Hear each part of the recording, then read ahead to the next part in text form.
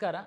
ಕರ್ನಾಟಕ ಪರೀಕ್ಷಾ ಪ್ರಾಧಿಕಾರ ಸಾಮಾನ್ಯ ಪ್ರವೇಶ ಪರೀಕ್ಷೆಯನ್ನು ಯಶಸ್ವಿಯಾಗಿ ಮುಕ್ತಾಯ ಮಾಡಲಾಗಿದೆ.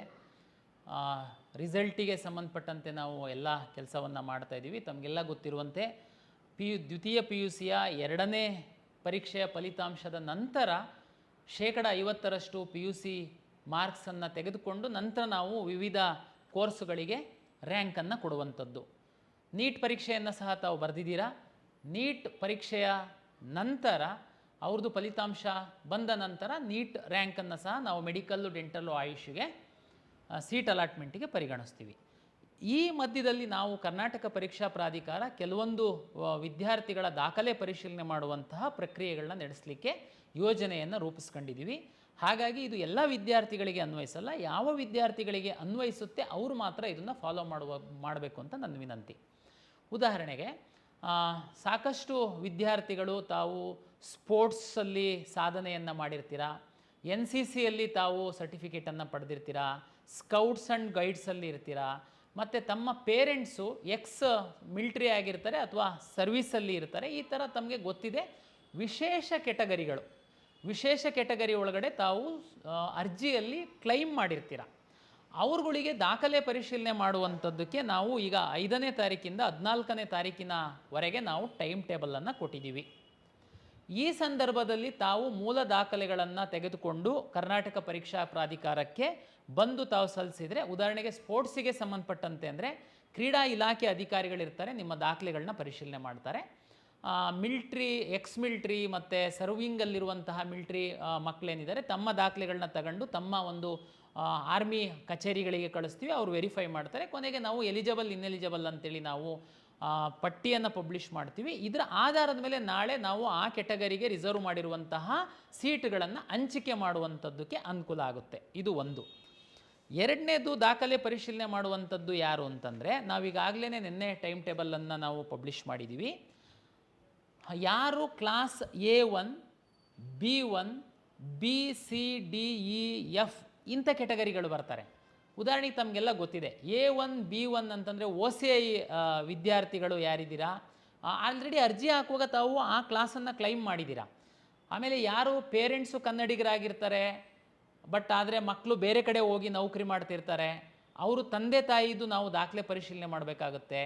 ಇಂಥವರು ನಮ್ಮ ಒಂದು 6-7 ಸಾವಿರ ವಿದ್ಯಾರ್ಥಿಗಳು ಇದ್ದಾರೆ. A1, B1, B, C, D, E ಈ ಥರದ್ದು ಕೆಟಗರಿಗಳು. ಅದು ನೀವು ನಮ್ಮ ಬ್ರೋಷರ್ನ ತಾವು ನೋಡ್ತು ಅಂತಂದರೆ ಅದರಲ್ಲಿ ನಿಮಗೆ ಸ್ಪಷ್ಟವಾಗಿ ಗೊತ್ತಾಗುತ್ತೆ. ಅವ್ರುಗಳು ದಾಖಲೆ ಪರಿಶೀಲನೆಗೆ ಬರಬೇಕು. ಇದು ಯಾಕಪ್ಪ ಅಂತಂದರೆ ತಮಗೆಲ್ಲ ಗೊತ್ತಿರ್ಬೋದು, ಕರ್ನಾಟಕದಲ್ಲಿ 7 ವರ್ಷ ಓದಿದ್ದು SSLC ಅಥವಾ PUCಯ ಒಂದು ಬೋರ್ಡ್ ಎಕ್ಸಾಮನ್ನು ತಾವು ಕರ್ನಾಟಕದಲ್ಲಿ ಅಪಿಯರ್ ಆಗಿತ್ತು ಅಂತಂದರೆ ತಮ್ಮನ್ನು ನಾವು ಕನ್ನಡಿಗರಂತ ಟ್ರೀಟ್ ಮಾಡ್ತೀವಿ. ಕರ್ನಾಟಕದ ವಿದ್ಯಾರ್ಥಿಗಳ ಜೊತೆ ಏನು ಕನ್ನಡಿಗರಿಗೆ ರಿಸರ್ವ್ ಆಗಿರುವಂತಹ ಸೀಟ್ಗಳನ್ನ ನಿಮಗೆ ಅಲಾಟ್ ಮಾಡ್ತೀವಿ. ತಂದೆ ತಾಯಿ ಇಲ್ಲಿರ್ತಾರೆ, ಉದ್ಯೋಗಕ್ಕೋಸ್ಕರ ಬೇರೆ ಯಾವುದೇ ರಾಜ್ಯಕ್ಕೆ ಹೋಗಿರ್ತಾರೆ, ಮಕ್ಕಳು ಅಲ್ಲಿ ಕಲ್ತಿರ್ತಾರೆ, ಆದರೆ ಅವರು ನಮ್ಮ ಕನ್ನಡಿಗರಾಗಿರ್ತಾರೆ. ಅವ್ರುಗಳಿಗೆ ನಾವು ಪರಿಶೀಲನೆಗೆ ಕರೆಯುವಂಥದ್ದು. ಯಾರು ಈ ದಾಖಲೆ ಪರಿಶೀಲನೆ ಅಗತ್ಯ ಇಲ್ಲ, ನನಗಿವತ್ತು ಯಾರೋ ಕೇಳ್ತಾಯಿದ್ರು, ಸರ್ ನೋಟಿಫಿಕೇಷನ್ ಹಾಕಿದರೆ ನಾವು ಸಹ 11ನೇ ತಾರೀಕಿಂದ 22ನೇ ತಾರೀಕಿನ ತನಕ ಅಪಾಯಿಂಟ್ಮೆಂಟ್ ತಗೊಂಡು ದಾಖಲೆ ಪರಿಶೀಲನೆಗೆ ಬರಬೇಕು ಅಂತ. ನಾನು ಅವರಿಗೆ ಕೇಳಿದೆ, ನಿಮ್ಮದು ಯಾವ ಕ್ಲಾಸಲ್ಲಿ, ನಿಮ್ಮ ಅರ್ಜಿಯಲ್ಲಿ ಯಾವ ಕ್ಲಾಸ್ ಇದೆ? ಸರ್ A ಕ್ಲಾಸ್ ಇದೆ. ನಾನು ಇಲ್ಲೇ ಓದಿದ್ದೆ ಸರ್, ಕರ್ನಾಟಕದಲ್ಲೇ ಓದಿದ್ದೀನಿ, ಕರ್ನಾಟಕದಲ್ಲೇ ಎಕ್ಸಾಮ್ ಬರೆದಿದ್ದೀನಿ. ವಿದ್ಯಾರ್ಥಿಗಳು, ಪೋಷಕರು ತಾವು ಗೊಂದಲಕ್ಕೊಳಗಾಗಬೇಡಿ. ಕ್ಲಾಸ್ Aದವರಿಗೆ ನಾವು KAಗೆ ಬಂದು ದಾಖಲೆ ಪರಿಶೀಲನೆ ಮಾಡ್ಕೊಳ್ಳಿ ಅಂತ ಹೇಳಿಲ್ಲ. ಅವ್ರಿಗೆ ಏನಪ್ಪ ಮಾಡಬೇಕಾಗಿತ್ತು? ತಮಗೆಲ್ಲ ಗೊತ್ತಿರುವಂತೆ ತಾವು ಅರ್ಜಿ ಹಾಕುವಂತಹ ಸಂದರ್ಭದಲ್ಲಿ ಸ್ಯಾಟ್ಸ್ ನಂಬರ್ನ ಎಂಟ್ರಿ ಮಾಡೋದು ಕೇಳಿದ್ವಿ. ತಾವು ಎಂಟ್ರಿ ಮಾಡಿರುವಂತಹ ಸ್ಯಾಟ್ಸ್ ನಂಬರ್ ಆಧಾರದ ಮೇಲೆ ನಿಮ್ಮ ಅರ್ಜಿಗಳು ಪರಿಶೀಲನೆ ಆಗಿದೆ. ಕೆಲವ್ರದ್ದು ಸ್ಯಾಟ್ಸ್ ನಂಬರಿಂದ ನಮಗೆ ಪರಿಶೀಲನೆ ಆಗಲಿಲ್ಲ, ಕಾರಣಾಂತರದಿಂದ. ಅದು ಡಾಟಾ ಮಿಸ್ಟೇಕ್ ಆಗಿರ್ಬೋದು, ಡಾಟಾ ಫೆಚ್ ಆಗಿಲ್ಲದೆ ಇರ್ಬೋದು, ಈ ಕಾರಣಕ್ಕೋಸ್ಕರ ಒಂದು. ಎರಡನೇದು, ಕನ್ನಡ ಮೀಡಿಯಮ್ಮು ಮತ್ತು ರೂರಲ್ ಮೀಸಲಾತಿಯನ್ನು ತಾವು ಕ್ಲೈಮ್ ಮಾಡಿದ್ದೀರಾ, ಆದರೆ ಅದು ಆನ್ಲೈನ್ ಸರ್ವಿಸಸ್ ಇಲ್ಲ. ಅಂಥ ವಿದ್ಯಾರ್ಥಿಗಳಿಗೆ ನಾವು ಸ್ಟಡಿ ಬಗ್ಗೆ ವೆರಿಫಿಕೇಷನ್ ಮಾಡ್ಕೊಳ್ಳೋದಕ್ಕೆ ನಿಮ್ಮ ಕಾಲೇಜಿನ ಪ್ರಾಂಶುಪಾಲರ ಬಳಿ ಮೂಲ ದಾಖಲೆಗಳನ್ನ ತಗೊಂಡೋಗಿ ಕೊಡಿ ಅಂತ ಹೇಳಿದ್ವಿ. ಉದಾಹರಣೆಗೆ ಸ್ಯಾಟ್ಸಿಂದ ವೆರಿಫಿಕೇಷನ್ ಆಗಿದೆ, ಕ್ಲಾಸ್ A ಇದ್ದೀರಾ, ತಾವು ಯಾವುದೇ ರೂರಲ್ಲು ಕನ್ನಡ ಮೀಡಿಯಮ್ ಯಾವುದು ಕ್ಲೈಮ್ ಮಾಡಿಲ್ಲ, ನಿಮಗೆ ಯಾವ ವೆರಿಫಿಕೇಷನ್ನೂ ಅಗತ್ಯ ಇಲ್ಲ. ಸರ್ ಅದು ನಮಗೆ ಹೆಂಗೆ ಗೊತ್ತಾಗುತ್ತೆ ನೋಡಿ, ತಾವು ಅರ್ಜಿ ಹಾಕಿದಂತಹ ಸಂದರ್ಭದಲ್ಲಿ ಕ್ಯಾಂಡಿಡೇಟ್ ಕ್ಲೈಮ್ ಡೀಟೇಲ್ಸ್ ಅಂತ ಏನು ಇದೆ ಅದರಲ್ಲಿ ವೆರಿಫೈಡ್ ಬೈ ಕಾಲೇಜ್ ಅಂತ ಬಂದುಬಿಡುತ್ತೆ. ನಿಮಗೆ ಅರ್ಜಿ ಸಹ ಡೌನ್ಲೋಡ್ ಆಗಿರುತ್ತೆ. ನಿಮ್ಮದು ಅಂದರೆ ವೆರಿಫಿಕೇಷನ್ ಕಂಪ್ಲೀಟ್ ಆಗಿದೆ, ನಾಳೆ ನಾವು ಕೌನ್ಸಿಲಿಂಗ್ ಶುರು ಮಾಡಿದಾಗ ನೀವು ಲಾಗಿನ್ ಆಗಿ ಕೌನ್ಸಿಲಿಂಗಿಗೆ ಭಾಗವಹಿಸ್ಬೋದು ಅಂತ. ಇಲ್ಲಿವರೆಗೆ ಕ್ಲಾಸ್ ಎ ಹಾಕಿರುವಂತಹ ಸ್ಯಾಟ್ಸ್ ಮುಖಾಂತರ ಆನ್ಲೈನಲ್ಲಿ ಪರಿಶೀಲನೆ ಆಗಿಲ್ಲದೆ ಇರುವಂತಹ 2000 ವಿದ್ಯಾರ್ಥಿಗಳಿದ್ದಾರೆ. ಅವರು ಅವರ ಕಾಲೇಜಲ್ಲಿ ಹೋಗಿ ವೆರಿಫಿಕೇಷನ್ ಮಾಡಿಸ್ಕೊಂಡಿಲ್ಲ. ಅವರಿಗೆ ಅಪ್ಲಿಕೇಶನ್ನೇ ಡೌನ್ಲೋಡ್ ಆಗಿಲ್ಲ. ಅವರಿಗೆ ಜಸ್ಟ್ ಕ್ಯಾಂಡಿಡೇಟ್ ಕ್ಲೈಮ್ ಡೀಟೇಲ್ಸ್ ಅಂತ ಬಂದಿದೆ. ಅದರಲ್ಲಿ ತಾವು ಲಾಸ್ಟಲ್ಲಿ ನೋಡಿದರೆ ಕ್ಲೈಮ್ಡ್ ಆ್ಯಂಡ್ ನಾಟ್ ವೆರಿಫೈಡ್ ಅಂತ ಬಂದಿದೆ. ನೀವುಗಳು ಕಾಲೇಜಿಗೂ ಹೋಗಿಲ್ಲ. ಈಗ ಕಾಲೇಜ್ ಪೋರ್ಟಲ್ಲು ನಾವು ಕ್ಲೋಸ್ ಮಾಡಿದ್ದೀವಿ. ನೀವು ಕೌನ್ಸಿಲಿಂಗಲ್ಲಿ ಭಾಗವಹಿಸಬೇಕು ಅಂತಂದರೆ ನೀವು ಮೂಲ ದಾಖಲೆಗಳನ್ನ KEಗೆ ಬಂದು ವೆರಿಫಿಕೇಷನ್ ಮಾಡಿಸ್ಕೊಳ್ಬೇಕು. ಯಾಕೆಂದರೆ ನಾವು ನಿಮ್ಮ ಕಾಲೇಜಲ್ಲೇ ವೆರಿಫೈ ಮಾಡೋದಕ್ಕೆ ಲಾಗಿನ್ ಎಲ್ಲ ಓಪನ್ ಇಟ್ಟಿದ್ವಿ ನಾವು. ಆದರೆ ಸುಮಾರು 3,18,000, ಅದರಲ್ಲಿ ಸುಮಾರು 2.5 ಲಕ್ಷದಷ್ಟು ಮಕ್ಕಳು ವೆರಿಫಿಕೇಷನ್ ಮಾಡ್ಕೊಂಡಿದ್ದಾರೆ. ಇನ್ನೊಂದು 50,000 ಮಕ್ಕಳು ವೆರಿಫಿಕೇಷನ್ ಅಗತ್ಯ ಇರಲಿಲ್ಲ. 100% ಸ್ಯಾಟ್ಸಿಂದ ನಮಗೆ ಫೆಚ್ಚಾಗಿ ಬಂದಿತ್ತು, ಹಾಗಾಗಿ ಅವ್ರದ್ದು ಅಗತ್ಯ ಇರಲಿಲ್ಲ. ಒಂದು 2,000 ಮಕ್ಕಳು ನಿಮ್ಮ ಕ್ಯಾಂಡಿಡೇಟ್ ಡೀಟೇಲ್ಸ್ ಏನಿದೆ ಆ ಕಾಪಿ ತೆಗೆದು ನೋಡಿಬಿಡಿ, ಅದರಲ್ಲೇ ನಿಮಗೆ ಲಾಸ್ಟಲ್ಲಿ ಗೊತ್ತಾಗುತ್ತೆ ಕ್ಲೈಮ್ಡ್ ಆ್ಯಂಡ್ ನಾಟ್ ವೆರಿಫೈಡ್ ಅಂತ ಬರ್ತಾ ಇದೆ. ಬಟ್ ಅವ್ರಿಗೆ ನಿಮಗೆ ಕೆಳಗಡೆ ಸಹ ನಾವು ಹೇಳಿದ್ದೀವಿ, ನೋಟಲ್ಲಿ ನಾವು ಕಾಲೇಜಲ್ಲಿ ಹೋಗಿ ವೆರಿಫೈ ಮಾಡಿ, ಆದರೂ ನೀವು ಕಾಲೇಜಿಗೆ ಹೋಗಲಿಲ್ಲ. ಈಗ ನೀವು ಯಾರೋ ಬೆಂಗಳೂರು ಬಂದು ವೆರಿಫೈ ಮಾಡ್ಕೊಳ್ಳಿ, ನಾವು ಎಲ್ಲ ಫೆಸಿಲಿಟೇಟ್ ಮಾಡಿದ್ವಿ ಬಟ್ ನೀವು ಮಾಡಿಲ್ಲ, ಮತ್ತೆ ಕಾಲೇಜಿಗೆ ಲಾಗಿನ್ ಕೊಡೋದಕ್ಕಾಗಲ್ಲ. ಯಾರು ಕ್ಲಾಸ್ ಎ ಇದೆ, ಅರ್ಜಿ ಡೌನ್ಲೋಡ್ ಆಗಿದೆ, ವೆರಿಫೈ ಆಗಿದೆ, ತಾವು ಎಲ್ಲೂ ಹೋಗುವಂಥ ಅಗತ್ಯ ಇಲ್ಲ. ನಾವು ರಿಸಲ್ಟ್ ಅನೌನ್ಸ್ ಮಾಡಿದ ಮೇಲೆ ಜಸ್ಟ್ ನೀವು ಕೌನ್ಸಿಲಿಂಗಿಗೆ ಭಾಗವಹಿಸುವಂಥದ್ದು. 3ನೇ ಕೆಟಗರಿ, ನೀಟ್ ಪರೀಕ್ಷೆಯನ್ನು ಬರೆದಿದ್ದೀರಾ, KCET ಪರೀಕ್ಷೆಯನ್ನು ತಾವು ಬರೆದಿದ್ದೀರಾ.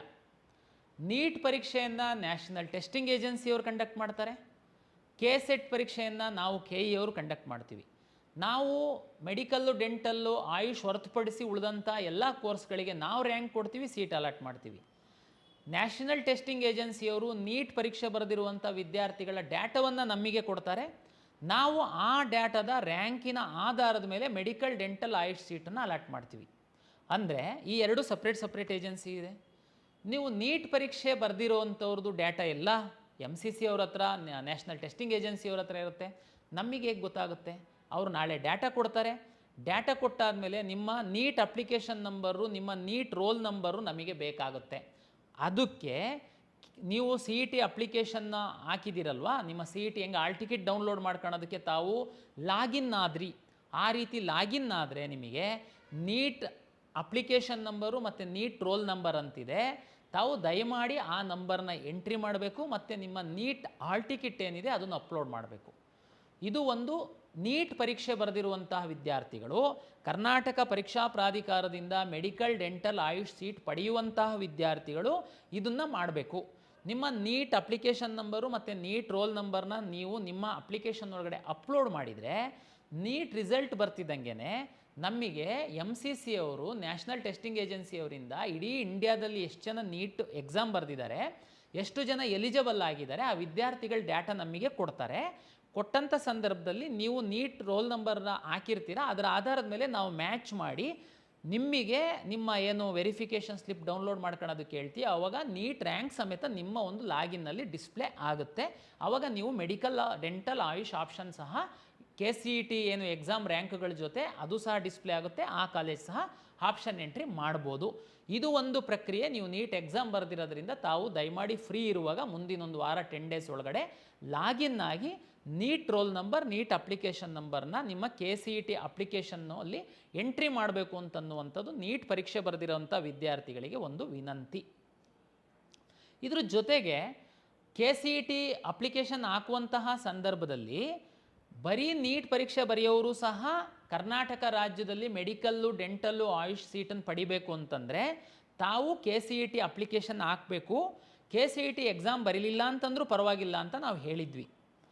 ಕೆಲವು ವಿದ್ಯಾರ್ಥಿಗಳು ಹಾಕಿರ್ಬೋದು, ಕೆಲವರು ಹಾಕಿಲ್ಲದೆ ಇರ್ಬೋದು. ಈಗ ಯಾರೋ ನಿಮ್ಮ ಮಗು ಓನ್ಲಿ ನೀಟ್ ಪರೀಕ್ಷೆಯನ್ನು ಬರೆದಿದೆ, ಕರ್ನಾಟಕದ ಮೆಡಿಕಲ್ ಕಾಲೇಜಲ್ಲಿ ಮೆಡಿಕಲ್ಲು, ಡೆಂಟಲ್, ಆಯುಷ್ ಸೀಟ್ ಏನಾದ್ರೂ ಪಡಿಬೇಕು ಅಂತಿದ್ದರೆ ನೀವು ನಮ್ಮಲ್ಲಿ ಅರ್ಜಿ ಹಾಕಬೇಕಾಗುತ್ತೆ. KCET ಅಪ್ಲಿಕೇಶನ್ ಹಾಕಿರುವಂಥವರು ಮತ್ತೊಮ್ಮೆ ಅರ್ಜಿ ಹಾಕುವಂತಹ ಅಗತ್ಯ ಇಲ್ಲ. ನೀವು ಆಲ್ರೆಡಿ ಅರ್ಜಿ ಹಾಕಿದ್ದೀರಾ, ಎಲ್ಲ ಮಾಹಿತಿ ಕೊಟ್ಟಿದ್ದೀರಾ, ಜಸ್ಟ್ ನೀಟ್ ರೋಲ್ ನಂಬರು ಮತ್ತು ನೀಟ್ ಅಪ್ಲಿಕೇಶನ್ ನಂಬರ್ ಹಾಕಿದರೆ ಸಾಕು, ನಿಮ್ಮ ಕೆಲಸ ಮುಗೀತು.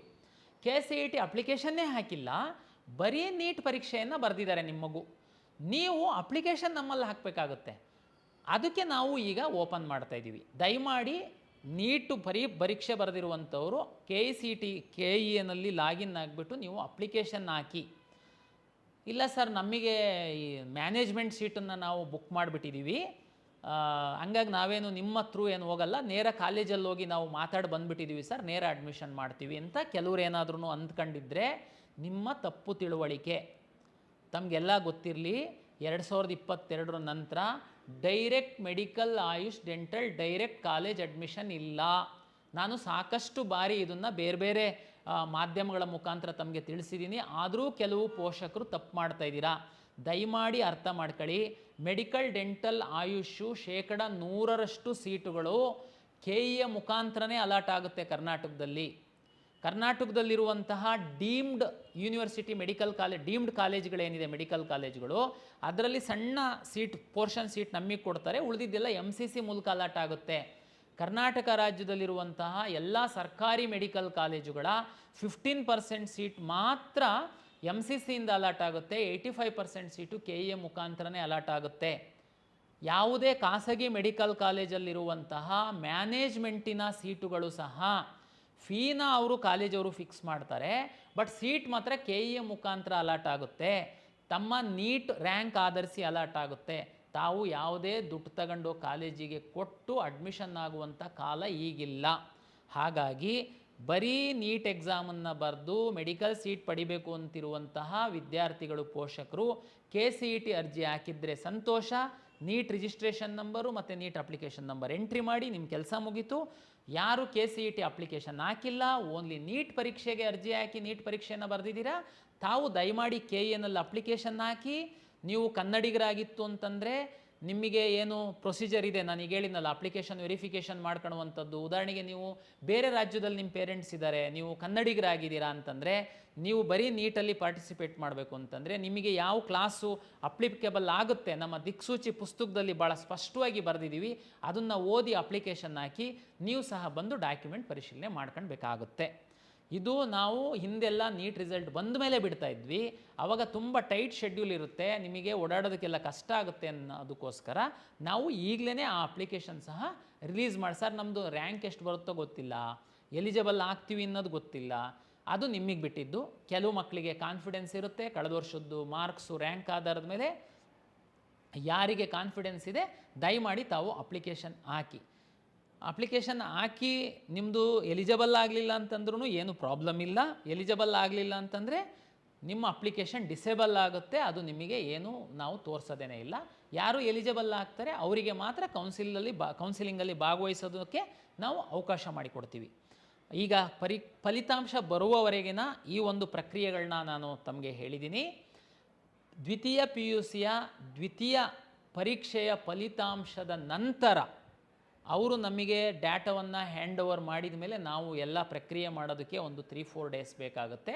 ಆಮೇಲೆ ನಮ್ಮ ಒಂದು CET ಫಲಿತಾಂಶವನ್ನು ನಾವು ಪ್ರಕಟ ಮಾಡ್ತೀವಿ. ಇದು ನಮ್ಮ ಕಡೆಯಿಂದ ತಮಗೆ ಇನ್ನೊಂದು ಪಾಯಿಂಟ್ ಮರ್ತಿದ್ದೆ ನಾನು, ಏನಂತಂದರೆ ಕೆಲವು ಬೇರೆ ರಾಜ್ಯದಲ್ಲಿ ವಿದ್ಯಾರ್ಥಿಗಳು PUCಯನ್ನು ತಾವು ಮಾಡಿದ್ದೀರಾ. ತಮಗೆಲ್ಲ ಗೊತ್ತಿದೆ, CBSE, ICSE ಮತ್ತು ಕರ್ನಾಟಕ ಸ್ಟೇಟ್ ಬೋರ್ಡ್ ಏನಿದೆ, ನಾವು ಆನ್ಲೈನಲ್ಲಿ ಡಾಟಾ ತಗೊಳ್ತೀವಿ. ಬೇರೆ ರಾಜ್ಯದ ವಿದ್ಯಾರ್ಥಿಗಳು ಏನು PUC ಬೋರ್ಡಲ್ಲಿ ನೀವು ಮಾಡಿರ್ತೀರ, ನಿಮ್ಮ ಡಾಟಾನ ನೀವು ಇಲ್ಲಿವರೆಗೆ ಏನಾಗ್ತಿತ್ತು, ನಿಮಗೆ ಎಂಟ್ರಿ ಮಾಡೋದಕ್ಕೆ ನಾವು ಹೇಳ್ತಾ ಇದ್ವಿ. ಆ ಎಂಟ್ರಿ ಮಾಡುವಂಥ ಕ್ರಮ ಸರಿ ಇಲ್ಲ ಅಂತ ಕಳೆದ ವರ್ಷದಿಂದ ನಾವು ಡಿಜಿಲಾಕರಿಂದ ನಾವು ತಗೊಳ್ತಾ ಇದ್ದೀವಿ. ಅಂದರೆ ಯಾರು ಬೇರೆ ರಾಜ್ಯದಲ್ಲಿರುವಂತಹ, ವಿಶೇಷವಾಗಿ ಗಡಿ ರಾಜ್ಯಗಳಲ್ಲಿ, ಈ ಕರ್ನಾಟಕದ ಗಡಿ ರಾಜ್ಯಗಳಲ್ಲಿರುವಂತಹ ವಿದ್ಯಾರ್ಥಿಗಳು ಹೆಚ್ಚಿನ ಅವರು ನಮ್ಮಲ್ಲಿ ಕೌನ್ಸಿಲಿಂಗಲ್ಲಿ ಭಾಗವಹಿಸ್ತೀರಾ. ನೀವು ಅಂದರೆ ಕನ್ನಡಿಗರಾಗಿರ್ತೀರಾ, ಬಾರ್ಡ್ರಲ್ಲಿ ಇರ್ತೀರಾ, ಬೇರೆ ಕಾರಣಕ್ಕೆ ಬೇರೆ ಆ ರಾಜ್ಯದಲ್ಲಿ ಇರ್ತೀರಾ, ತಾವುಗಳು ದಯಮಾಡಿ ನಾವು ನಮ್ಮ ಬ್ರೋಷರಲ್ಲಿ ಪಬ್ಲಿಷ್ ಮಾಡಿದ್ದೀವಿ. ತಾವು ಡಿಜಿಲಾಕರಲ್ಲಿ ನಿಮ್ಮ ರಾಜ್ಯದ ಬೋರ್ಡ್ ಅವರು ಡಿಜಿಲಾಕರಲ್ಲಿ ಅಪ್ಲೋಡ್ ಮಾಡಿರ್ತಾರೆ ನ್ಯಾಡ್ ಪೋರ್ಟಲಲ್ಲಿ. ನೀವು ಆ ಡಿಜಿಲಾಕರಲ್ಲಿ ಹೋಗ್ಬಿಟ್ಟು ನೀವು ಕನ್ಸೆಂಟ್ ಕೊಡಬೇಕಾಗುತ್ತೆ. ಕೊಟ್ಟರೆ ನಿಮ್ಮ ಮಾರ್ಕ್ಸು ಆಟೋಮೆಟಿಕ್ಕಾಗಿ ನಮಗೆ ಇಲ್ಲಿಗೆ ಡಿಸ್ಪ್ಲೇ ಆಗುತ್ತೆ. ಆ ಒಂದು ಮಾರ್ಕ್ಸ್ ಆಧಾರದ ಮೇಲೆ ನಿಮ್ಮ CET ಫಲಿತಾಂಶ, ನಿಮ್ಮ CET ಮಾರ್ಕ್ಸನ್ನು ಎರಡನ್ನೂ ತಗೊಂಡು ನಾವು ರ್ಯಾಂಕ್ ಕೊಡ್ತೀವಿ. ಇದು ಎಲ್ಲರಿಗೆ ಏನು ಅನ್ವಯಿಸಲ್ಲ. ಯಾರು ಬೇರೆ ರಾಜ್ಯದ ಸ್ಟೇಟ್ ಬೋರ್ಡಲ್ಲಿದ್ದೀರಾ ತಾವು ಇದೊಂದು ಪ್ರಕ್ರಿಯೆ ಮಾಡಬೇಕಾಗತ್ತೆ, ಮಾಡಿ ಅಂತೇಳಿ ಹೇಳ್ತಾ, ನೀವು ಮುಂದಿನ ಪ್ರತಿ ಹಂತದಲ್ಲಿ ನಾವು ಕರ್ನಾಟಕ ಪರೀಕ್ಷಾ ಪ್ರಾಧಿಕಾರದ